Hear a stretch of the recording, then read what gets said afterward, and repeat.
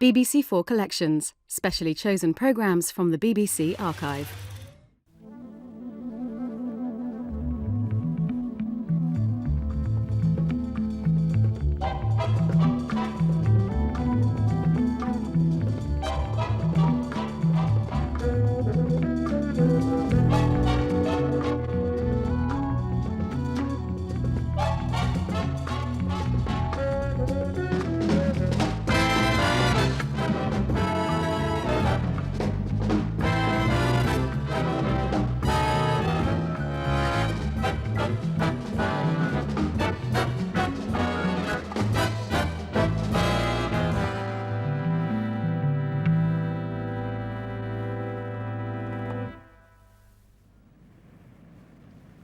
O hear us when we cry to thee for those in peril on the sea.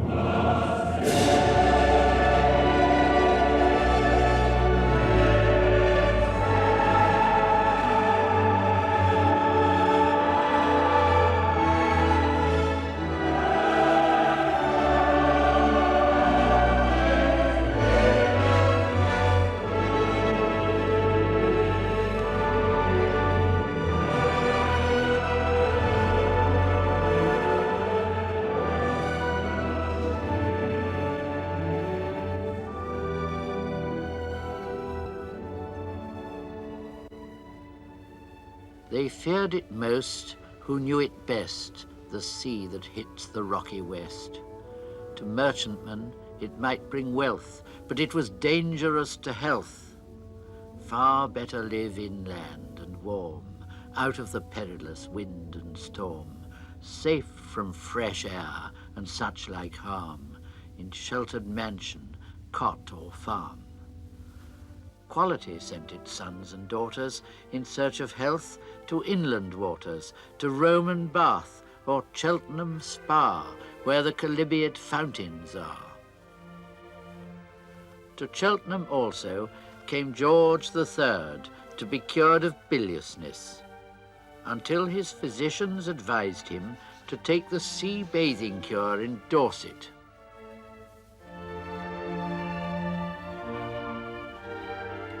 So in July 1789, he went to Weymouth. It was then an unimportant fishing port full of smugglers.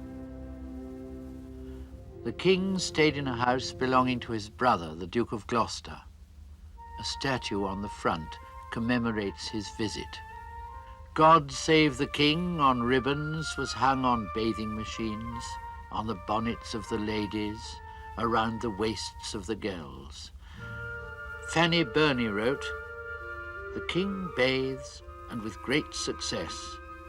A machine follows the royal one into the sea, filled with fiddlers, who play God Save the King as his majesty takes his plunge."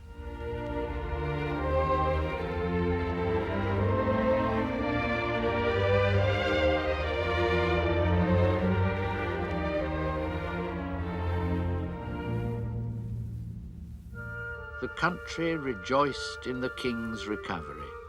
The sea was no longer unfashionable. Moreover, it was healthy.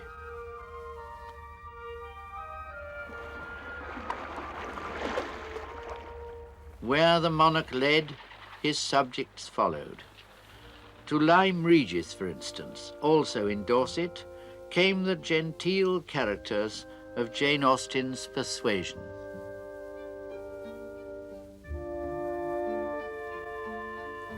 It was when jumping down on the lower Cobb at Lyme. The Cobb is that stone wall which juts into the sea, that Louisa Musgrove, you will remember, sprained her ankle, closed her eyes, and was taken by her companions to be lifeless. "Rub her hands, rub her temples, here are salts, take them, take them." Grander folk went further west, to Sidmouth in South Devon. The Grand Duchess Helene of Russia set her double eagle there on Fortfield Terrace, whose cheerful stucco front looks onto a cricket ground, and the cricket ground is swept by breezes of the English Channel.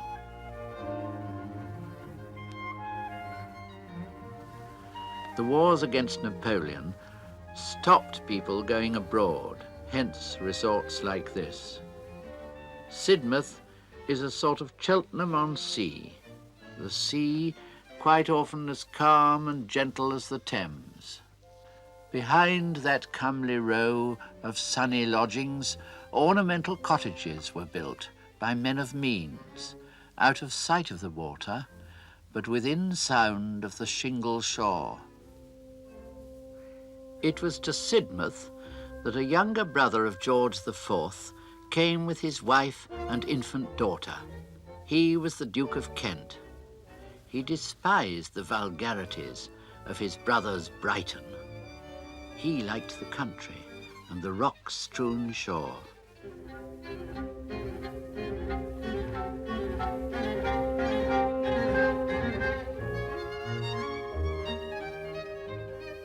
One day in 1820, he got his feet wet here at Sidmouth, contracted pneumonia and died there, in that ornamental cottage he had built for himself, his wife and daughter, his daughter, Princess Victoria.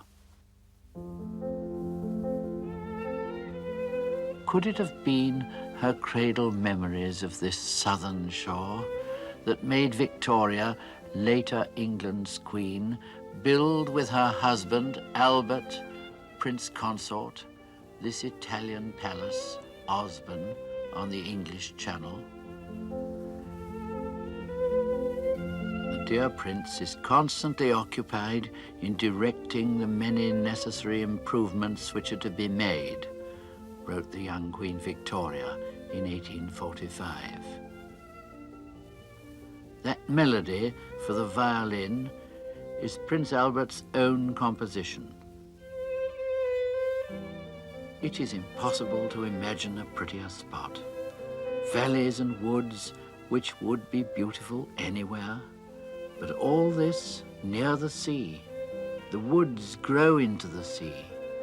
Is quite perfection. We have a charming beach quite to ourselves, and then we can walk about anywhere without being followed and mobbed.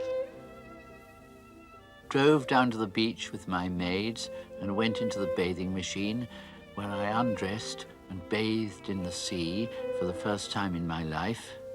It was delightful till I put my head under the water.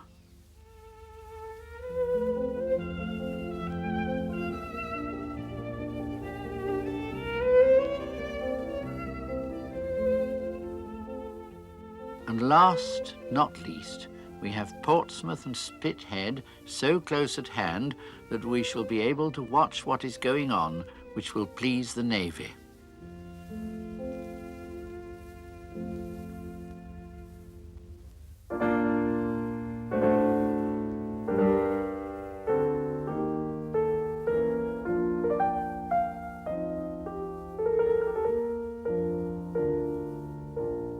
The Isle of Wight prospered. Ryde, so near to Osborne, grew in size. The whole island was fired by the royal example.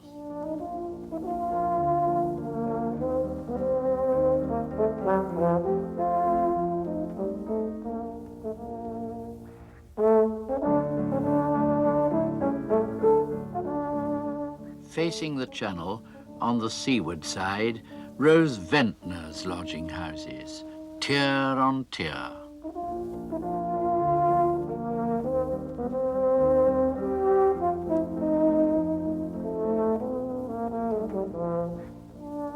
The island's health resort, in sunny pride, by terraces descending to the pier.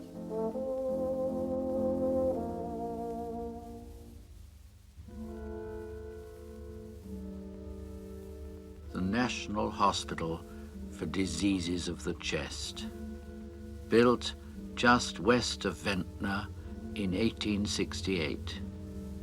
Empty, now that they've found other cures for consumption.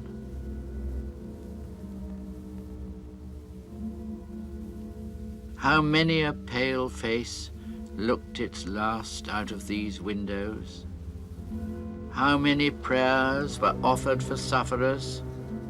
How many prayers were made by suffering patients?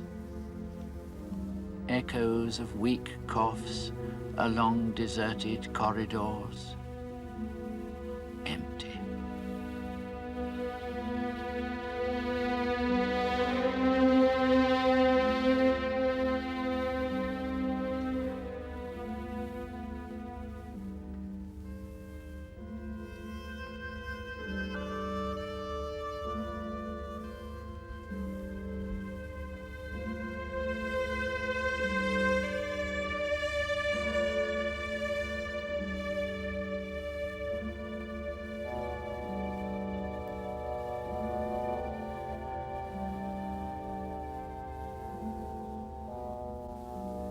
In a coign of the cliff, between lowland and highland, at the sea down's edge, between windward and lee, walled round with rocks as an inland island, the ghost of a garden fronts the sea. The Sea as a Cure for Illness, 1868.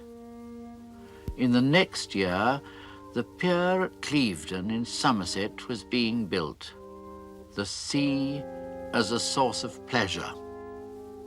For little steamer trips to Chepstow, Newport, Cardiff, Linton and Lynmouth, Flatholme and Steepholme, and other places of popular resort. At the opening ceremony they said, "We believe it the commencement of better times for our fair Clevedon."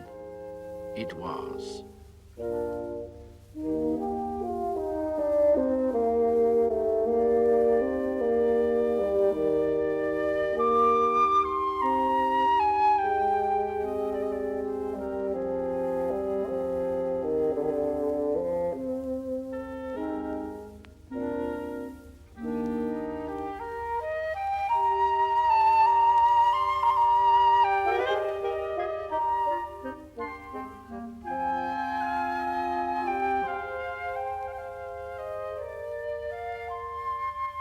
As a Great Western Railway guidebook in 1884 said, "An excellent esplanade faces the sea, good beaches, gardens and shrubberies, and large modern villas built along the edges of the lofty sea cliffs, with churches and chapels, public schools, lodging and boarding houses, hotels, dining rooms, public gardens, and excellent shops.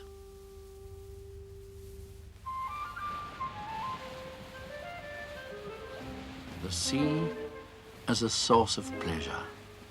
Steamer trips round the bay.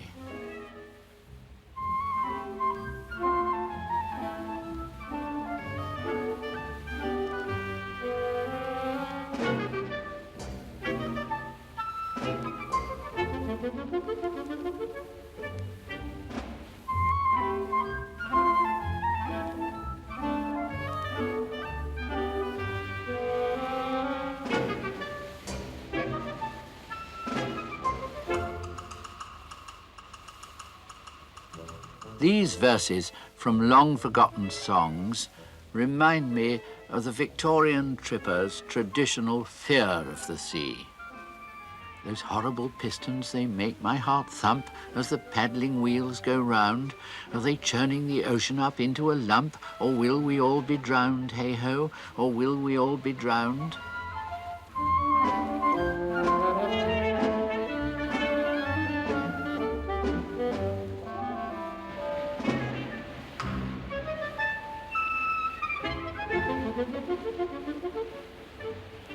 Oh, the paddle, paddle steamer, what a clever little schemer, that ever she inveigled me from shore. Now I know I can't escape. Perhaps we're sailing for the Cape, and I'll never see old England any more. No more. But if the truth be told, the man of wealth added some pleasure to his search for health.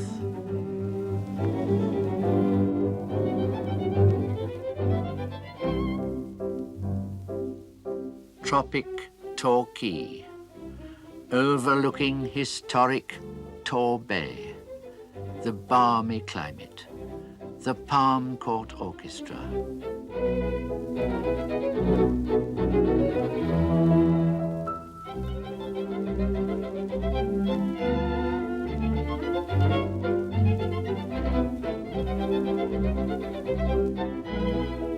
This was the time of the holiday hotels with commanding names: Grand, Imperial, Majestic, Palace.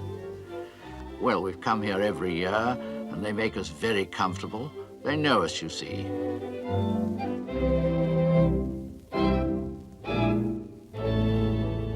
You've left yourself wide open. I shall have to take two of yours.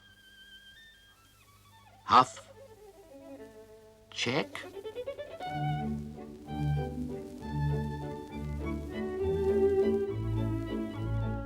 Exclusive Bournemouth, where the tide came twice, and children played with children who were nice, where parents dozed in after-luncheon ease, and lovers longed to touch each other's knees.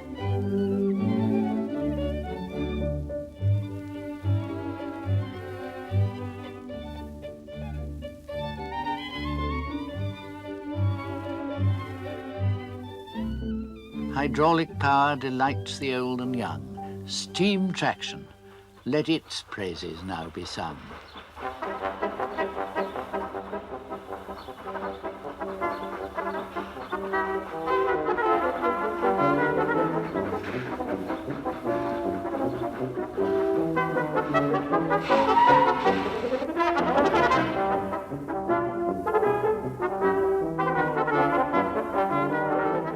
Steam down the valley, steam below the hill, the factories empty, lodging houses fill.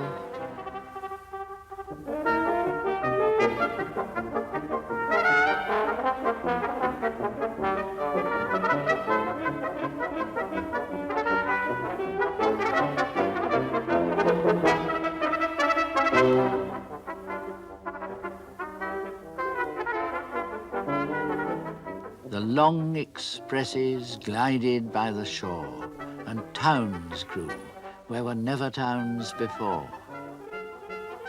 compartments packed and holidays begun. It's go Great Western to the coast and sun.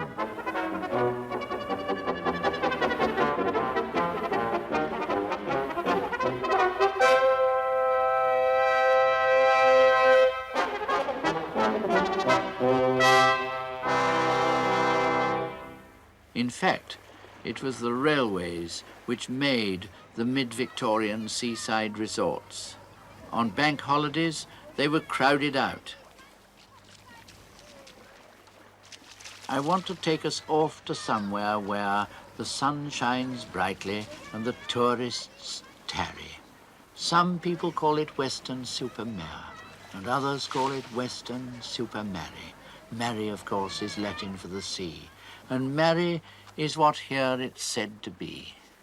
On this particular Whitsun, Weston's heyday, excursion trains arriving every minute, the town was crammed like rallies on a May Day. You wouldn't have thought more people could get in it.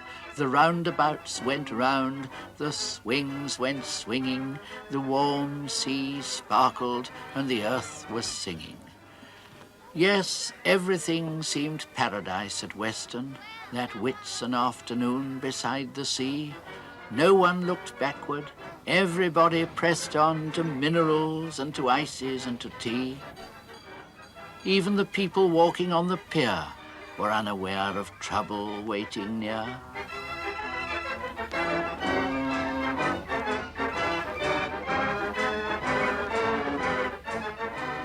How innocent and kindly was the funning, all dedicated to the god of sport.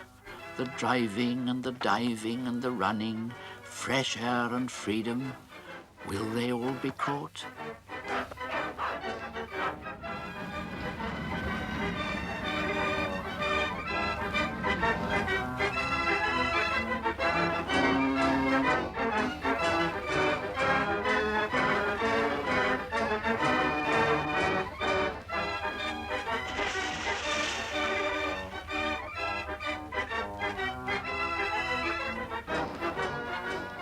What thins the crowd?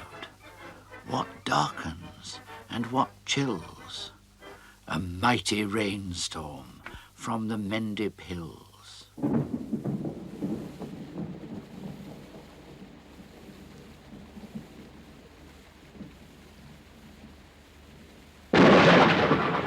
All put your macs on, run for shelter fast, crouch where you like until it's fine again. Holiday cheerfulness is unsurpassed. Why be put out by healthy English rain? Are we downhearted? No, we're happy still. We came here to enjoy ourselves, and we will. Now, we invite you to join in and sing with us. Now, really let it go.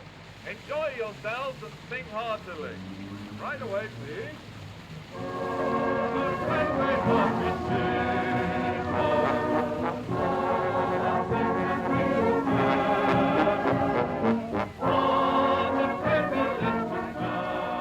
What's true of Weston's true of more than most, know every resort along the coast. When everybody's feeling safe and warm, unheralded, arrives the summer storm. Those are the things the posters do not show. Those are the headaches of the PRO. Really open your mouths and sing. This is the best air in the British Isles, so come on, take advantage of it.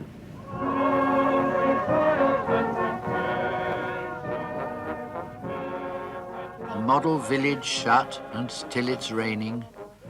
Queues for the cafes and the seafronts bleak. Go to the pictures then.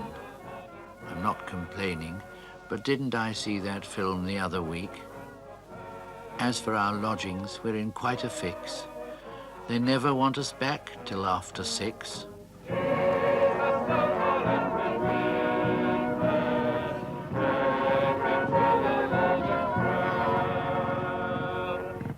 Singing very well, but come on, we can do far better than this.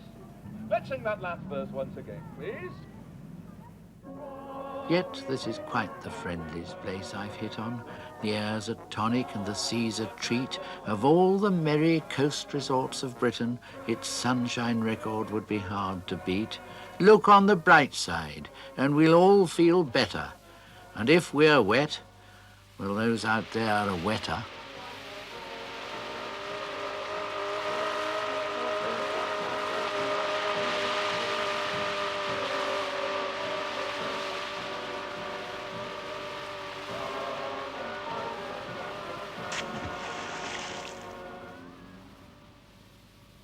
Escape. Escape from the holiday crowds. Over Salt Ash Bridge. Salt Ash Bridge by Isambard Kingdom Brunel, 1859. The first railway link between Cornwall and England. Cornwall. Not another county, another country. For years, an all-day journey by train, and a wild reward at the end of it. No piers, no pierrots. With what delight did late Victorian artists bring their oils and watercolors to paint the flaming gorse and amethystine sea.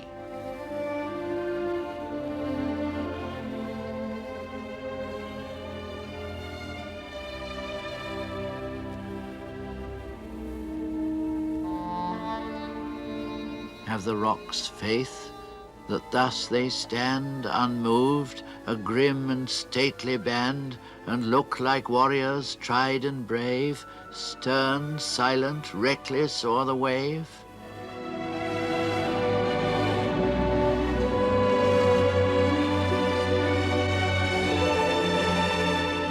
Thy way, O God, is in the sea, thy paths where awful waters be. Thy spirit thrills the conscious stone. O Lord, thy footsteps are not known.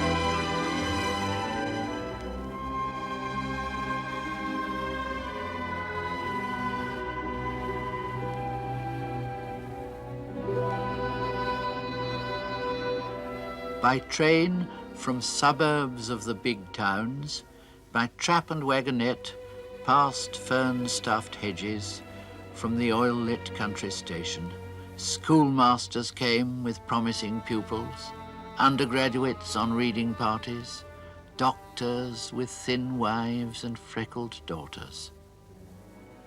Lured by King Arthur they came, Victorian romantics, to that holy island, with its Celtic cells and chapel, a sort of Lindisfarne of Cornwall, Tintagel.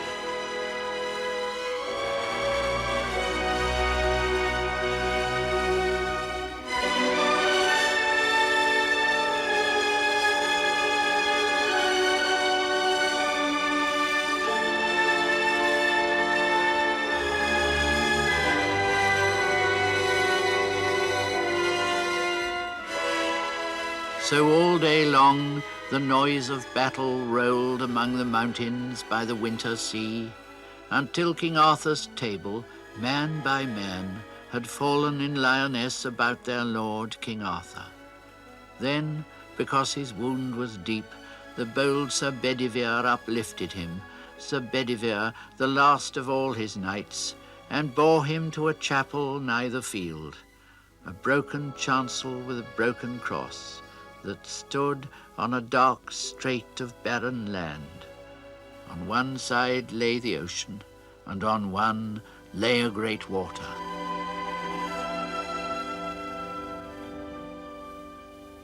Cornwall is milder on its southern coast, which has a holy island too, St. Michael's Mount. What Mont Saint-Michel is to Brittany, this is to Cornwall. A monastic site, later a fortress. Reached by a spit of land covered by water when the tide is high.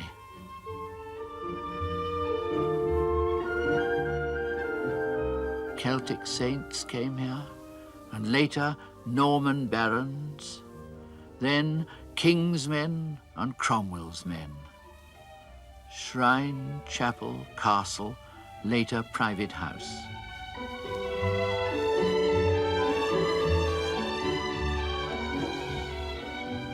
A 100 years ago, J.P. St. Aubin very well restored its outer walls and turrets.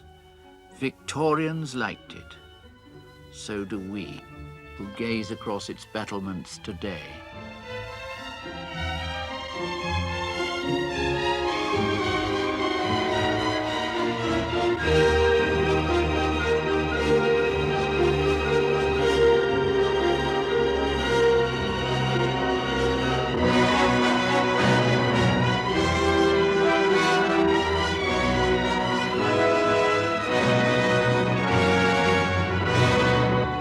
In best positions, all along the coast, rose the new castles of the newly rich, the well-appointed family hotels. The Headland, Newquay, 1891. Lifts to all floors, electrically lit. Views of the sea from all the suites of rooms. The gaps between the large hotels were filled with boarding houses, tea places and shops, electric palaces and bright arcades. Newquay became indeed the kind of place romantics avoided. Cornwall's holiday town. But once below the level of the cliff and on the lovely beaches, what a wealth of rocks and sand and long Atlantic surf.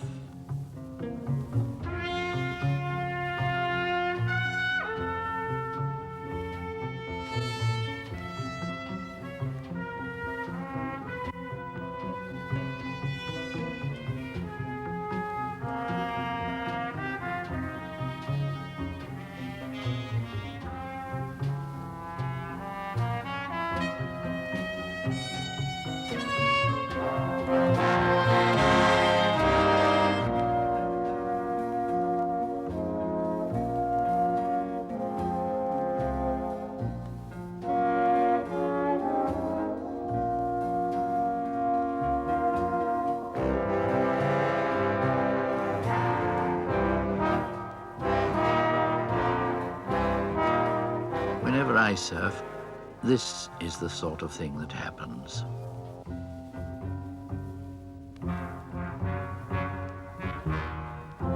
These are the experts. Australians, of course.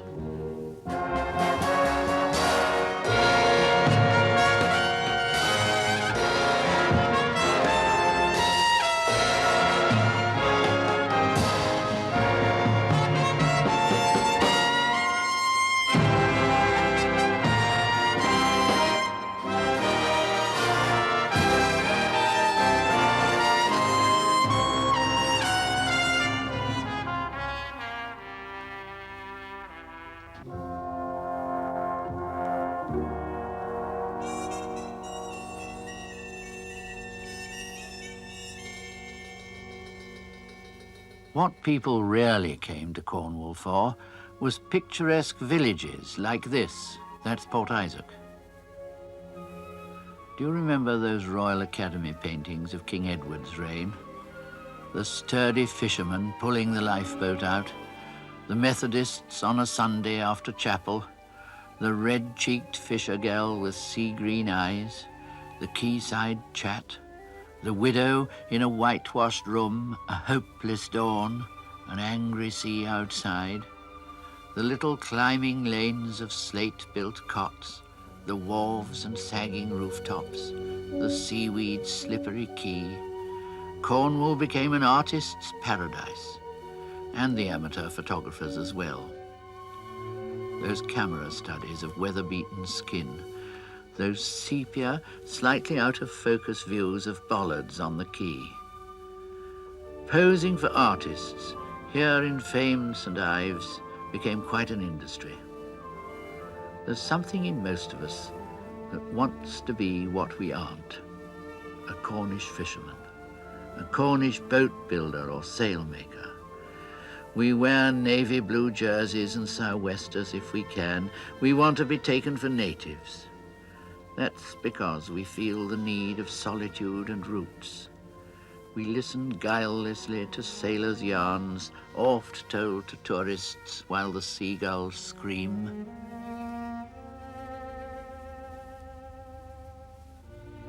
The shrewd Cornish, independent, proud, cash in on the foreigners, and small blame to them.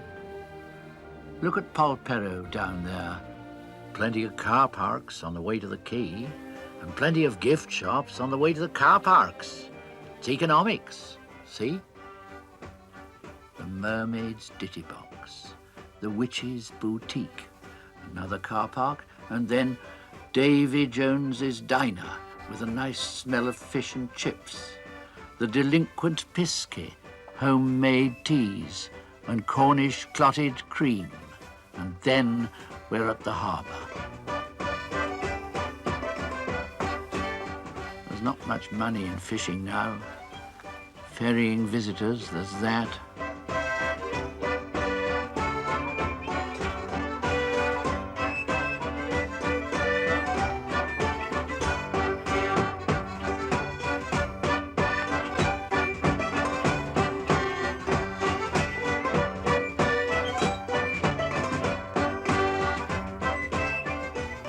Cornish have always been actors and singers, Henry Irving for one.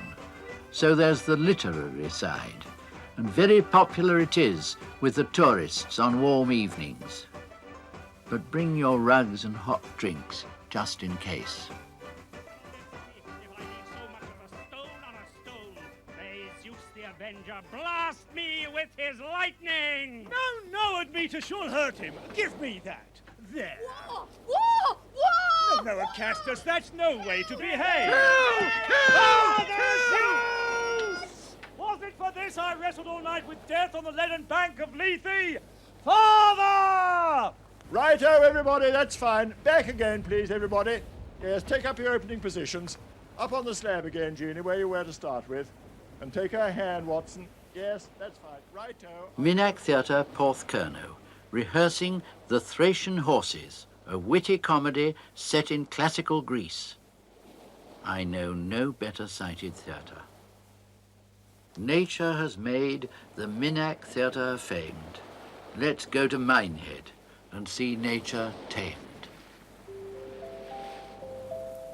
This is Radio Battling calling. The time is 12:15 and lunch for first sitting campers is now available.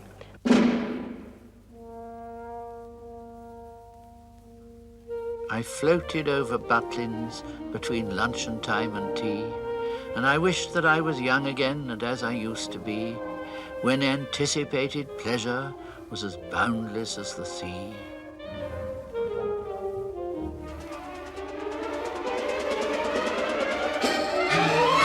When Peter came from Peterborough, my goodness, he was shy. When Wendy came from Wendover, she felt she'd like to cry. But now they formed a friendship which will lead to Lovers' Lane, for they hold each other by the hand when travelling on the train.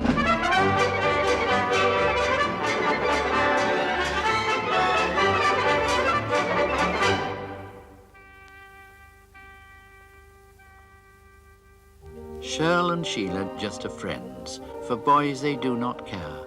They tell each other secrets in the safety of the air, regardless of what's going on in chalets over there.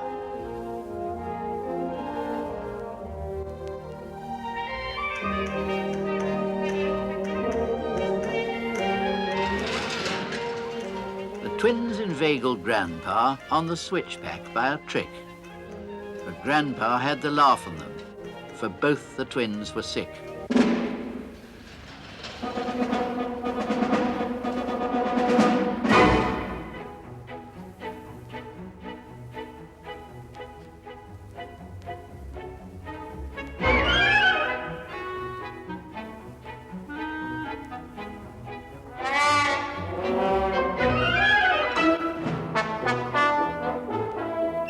Hard luck, Norman. Never mind. I think there's a consolation prize. Now, next, all of you. Look at this competition. We've all come here to seek the most cheerful, charming, chubby lass, Miss Venus of the Week. Which of them do you think it is? Now use your eyes and brains. Miss Haringey, Miss Stoke-on-Trent, Miss Widnes, or Miss Staines?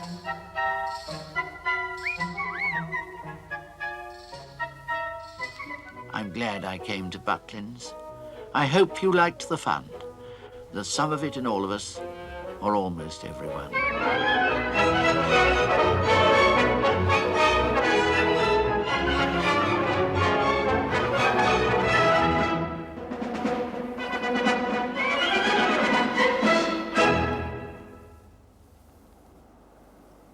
We don't all want to be organised, but if we aren't, we seem to sprawl everywhere.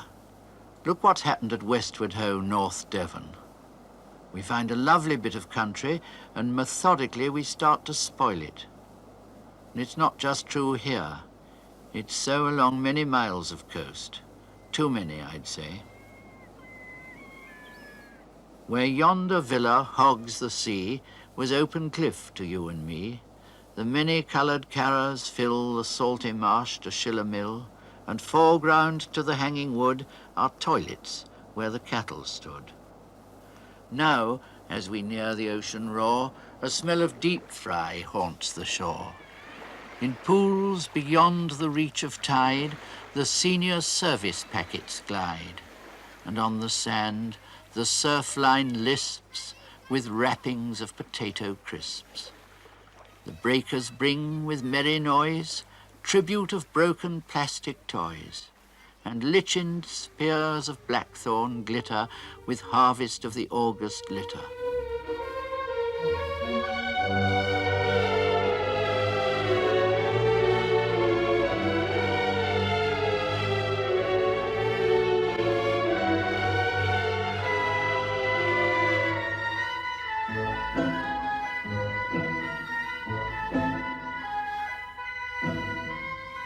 Perhaps one day a wave will break before the breakfasters awake and sweep the carras out to sea, the oil, the tar, and you and me, and leave in windy criss-cross motion a waste of undulating ocean.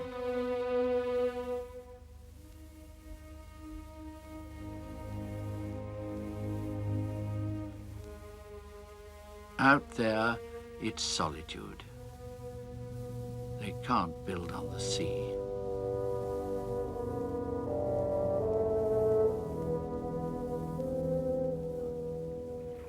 They've taken our wind. Oh no, she's going about. Stand by to jibe. Ready about. Leo. Starboard.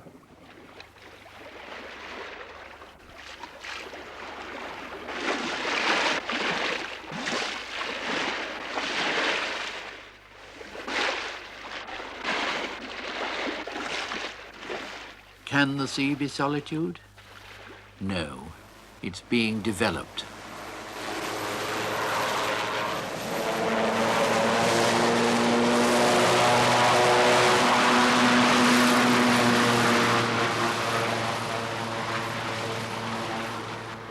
Hark to the song of the water hogs as they charge at us over the waves.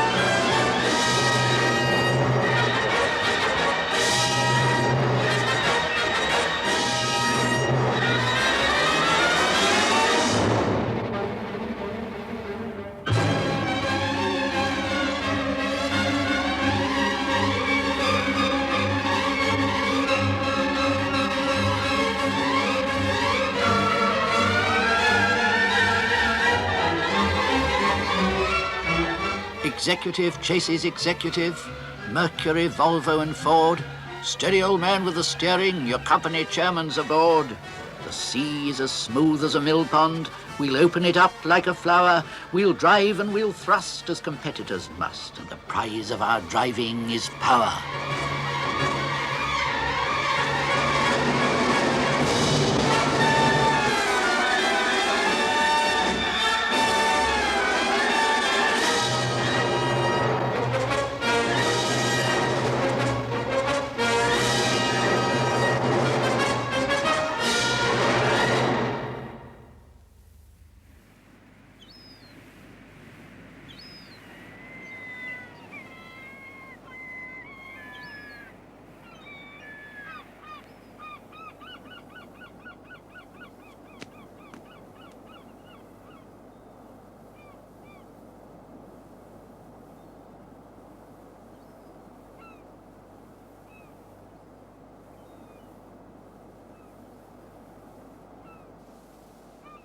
I'm glad it's quiet again, and I'm on foot.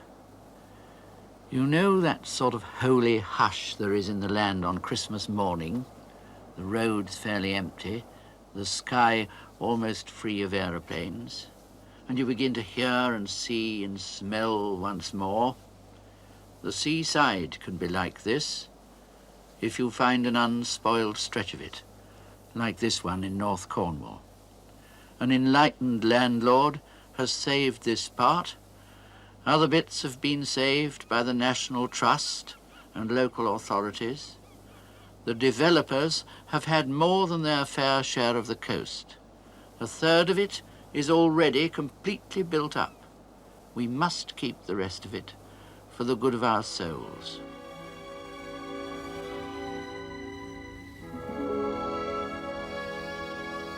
George III took the seaside cure for biliousness. We need the seaside cure for relief from anxiety and tension. We need it to realize there's something greater than ourselves, even if it only comes in little things. Turf scented with thyme and mushrooms, the feel of firm sand underfoot, the ripple of an incoming tide, a salt breeze, the smell of seaweed. That's where the cure is, at the sea's edge.